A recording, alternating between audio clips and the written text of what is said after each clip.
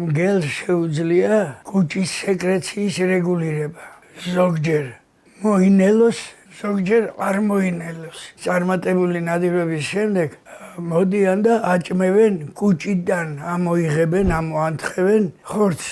ის ხორცი, რომელსაც ძუს აძლევენ, აბსოლუტურად მოუნელებელია.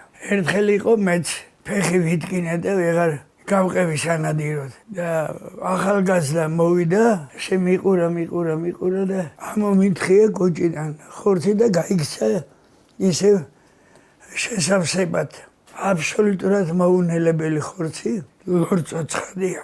რა იმ ლორწოს ღელეში გარეცხავ, პრობლემა არ არის. როცა ძუს აძლევენ, აჭმევენ და ძუს აჭმენ იმ მომენტიდან, რომლიდანაც ის უკვე აღარ გადის სანადიროდ.